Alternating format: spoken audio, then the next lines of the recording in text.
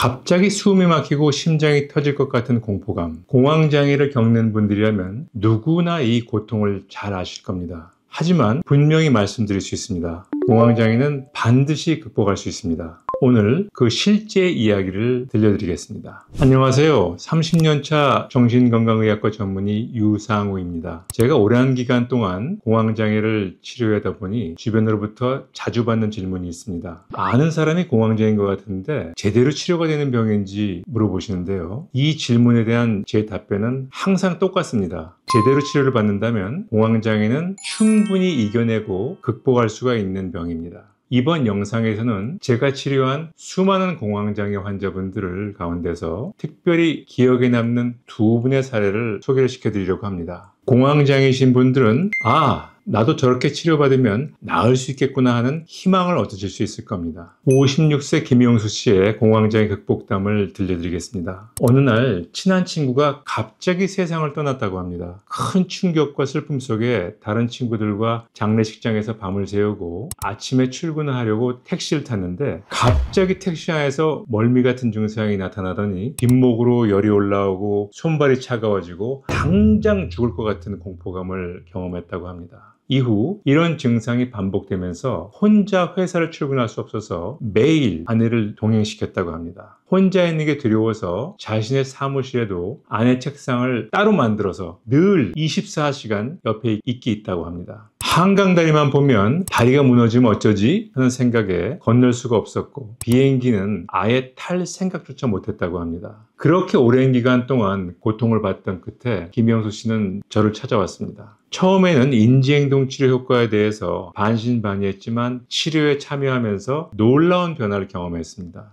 매일 호흡 훈련과 이완 훈련을 열심히 해나가니 긴장이 풀리고 스트레스로 인한 여러 가지 후유증들이 줄었다고 했습니다. 치료 후에는 혼자서 회사도 다니고 결국 나중에는 비행기도 탈 수 있게 되었습니다. 김영수 씨는 본인의 치료 경험을 많은 사람들과 공유하고자 동영상으로 남겼고 치료받은 지 10년이 넘는 지금도 재발 없이 건강하게 지내고 있다고 합니다. 두 번째 사례입니다. 어느 날 20대 후반의 젊은 여성이 제 진료실에 찾아왔습니다. 그리고 자신의 고민거리는 어머니라고 털어놨습니다. 음식점을 운영하고 있는 그녀의 어머니 이수미 씨는 극심한 공황장애 때문에 지난 몇 년간 집 밖으로 한 발자국도 나가지 못하는 심각한 상태였다고 합니다. 다행히 음식점이 집과 같은 건물에 있어서 근근히 영업은 할 수 있었지만 거기에서만 생활을 해야 했습니다. 이런 상태니 병원에 직접 내원이 불가능한 상태였죠. 딸이 연결해주는 전화를 통한 인지행동 치료가 이루어졌고 물론 겨우겨우였지만 3개월이 지나서 처음으로 본인 직접 병원에 올 수 있게 됐습니다. 그때부터 본격적으로 공황장애 인지행동 그룹 치료와 약물 치료를 함께 시작을 했고 지속적인 치료 끝에 밖을 한 발자국도 나가지 못하던 분이 이젠 어디든 다닐 수 있는 상태로 일상을 되찾게 되었습니다. 두 사례 모두 공황장애를 겪는 분들이 꿈에 그리는 모습일 텐데요. 이분들은 어떻게 공황장애를 극복하셨을까요? 그 비법을 지금부터 말씀드리겠습니다. 공황장애의 가장 효과적인 치료법은 약물치료와 인지행동치료를 결합해서 치료하는 겁니다.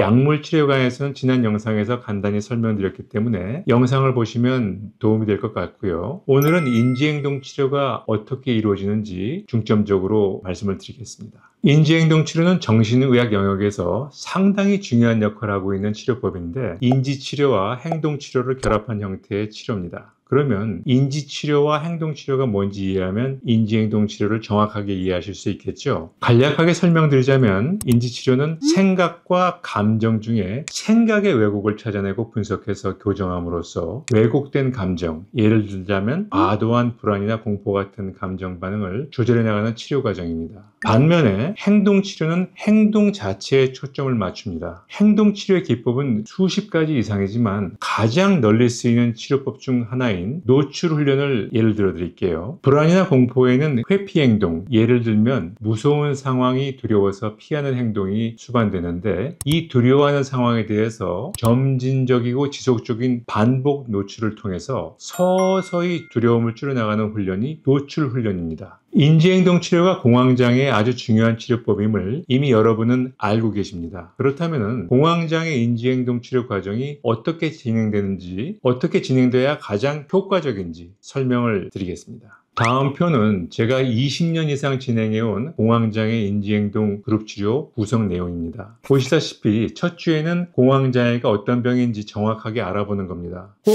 알아야 하는 4가지 증상이 있습니다. 공황과 공황발작, 그리고 예기불안과 광장공포증의 개념을 정확하게 이해해야 됩니다. 지피지기면 백전백승이란 말이 있는 것처럼 공황장애란 병을 정확하게 아는 것부터 공황장애 극복은 시작이 됩니다. 두 번째 주에는 객관화와 자기관찰이 제목인데, 이 시간에는 3가지 표를 기록해가면서 자기 자신의 증상에 대한 패턴을 파악하는 과정입니다. 예를 하나 들어드릴게요. 공황기록표가 있습니다. 공황 증상을 경험할 때마다 꾸준하게 기록을 해나가면 언제 증상이 오는지, 증상이 올 때 스트레스가 있었는지, 혼자 있을 때 오는지, 누구랑 같이 있을 때 오는지, 이러다 증상이 오겠구나 예측이 되는지, 아니면 갑작스럽게 날벼락식으로 오는지, 어떤 요인들에 의해서 증상이 촉발되는지 발견할 수 있게 됩니다.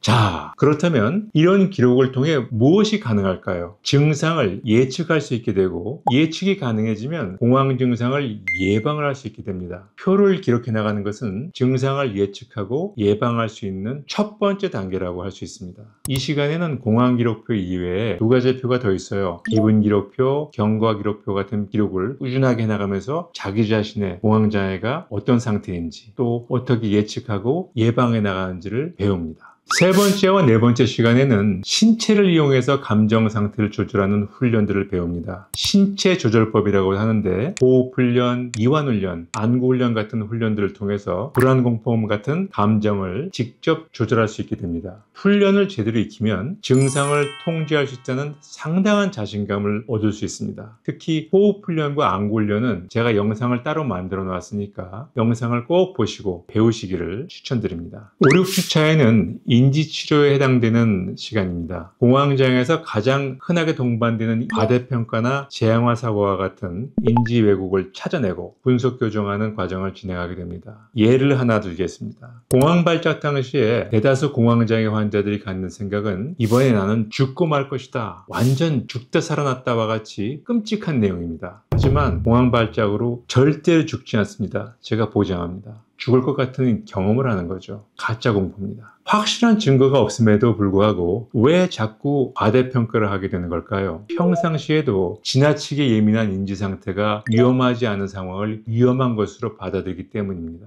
자신이 공황발작의 의미를 과대평가하고 있다는 사실을 발견하는 것만으로도 불안과 공포감이 상당히 감소하게 됩니다. 7주차에는 자극감호 훈련과 광장공포증을 극복하는 방법을 배우게 됩니다. 특히 자극감호 훈련에서는 공황장애에서 흔하게 동반되는 신체 감각에 대한 과도한 민감성을 찾아내고 완화시키는 과정을 진행하게 되는데요. 공황발작 당시에 극심한 공포감과 함께 심장이 마구 두근거리는 경험을 했다면, 가령 아파트 5층에 있는 자기 집을 계단으로 빨리 뛰어 올라갔을 때, 그때는 정상적으로 심장이 빨리 뛰는 거죠. 그런 경우에도 심장이 빨리 뛰는 것만으로도 이것이 정상 심박동수 증가로 생각하기보다는 뭐야 이게 또 공황이 오는 게 아니야? 하는 공포가 자동적으로 확 올라올 수 있습니다. 이런 현상이 공황발작이 또 오는 것이 아니라 정상적인 신체 감각이라는 것을 깨닫게 되고, 이런 과정을 반복하다 보면 두근거림 같은 특정 신체 감각에 둔감하게 되는 과정이 자극감호 훈련입니다. 그 다음 단계로는 특정 상황이나 장소에 대한 두려움, 또 그것과 연관된 비합리적인 회피 행동이 주된 증상인 광장공포증을 극복하는 과정으로 진행됩니다. 특정 상황에서 공황발작을 반복적으로 경험하면 지하철, 비행기, 버스 등과 같은 교통수단, 터널, 지하공간, 사람들이 많은 마트나 백화점 같은 다양한 상황들이 공황발작이 또 올까 두려워서 회피하는 상황으로 바뀌어버리게 되죠. 이런 상황을 어떻게 치료해 나가고 극복하여 나가는지 이번에도 예를 들어드리겠습니다. 점진적 노출 훈련이 치료 방법인데, 지하철을 생각해보죠. 지하철이 다 똑같지 않습니다. 서울의 경우에 1호선부터 9호선까지 다양한 지하철이 존재하고, 혼자 타느냐, 동반자가 있느냐, 사람들이 많은 출퇴근 시간이냐, 한적한 시간이냐,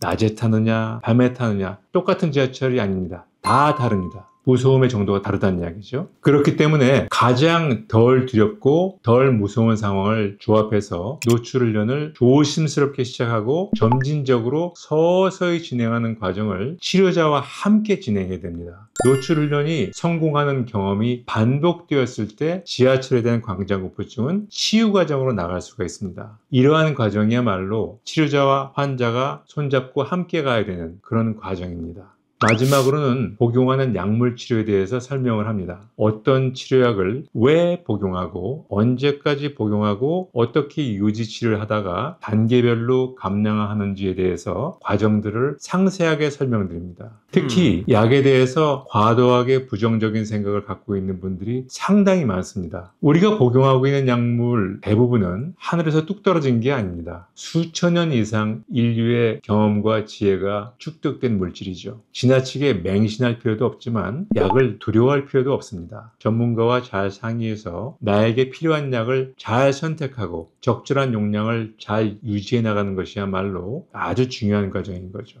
이렇게 8주 과정의 공황장애 인지행동 그룹 치료가 끝나게 되면 개인 치료로 돌아가 아직 부족한 부분을 보충하고 훈련을 반복해 나가면서 증상이 더 호전되고 안정화되는 방향으로 진행을 해 나갑니다. 치료의 핵심을 정리해 드리자면 인지행동 치료와 약물 치료를 병행하는 것이 가장 효과적입니다. 꾸준히 운동을 해서 건강을 찾은 후에도 운동을 지속하는 것이 중요하듯이 호흡훈련, 이완훈련, 인지훈련 등을 반복해서 일상생활의 습관화로 만드는 것이 중요하고요. 광장공포증 같이 두려워하는 상황, 장소나 두근거림이나 어지러움, 답답함 같이 자신이 꺼리는 특정 신체 감각에 대하여 단계적, 점진적 노출훈련이 중요합니다. 다시 한번 강조드리지만 꾸준한 연습과 실천이 필수입니다. 오늘은 공황장애를 실제로 극복하신 환자분들의 이야기와 극복의 핵심인 인지행동 치료에 대해 설명을 드렸습니다. 마지막으로 여러분이 이미 다 알고 계신 잔소리 하나 추가하겠습니다. 기초공사가 부실하면 멋진 건물도 쉽게 무너질 수 있는 것처럼 공황장애가 완치 과정으로 가기 위해선 다음 4가지가 필수입니다. 잘 먹고 잘 자고 햇볕 보고 운동하기.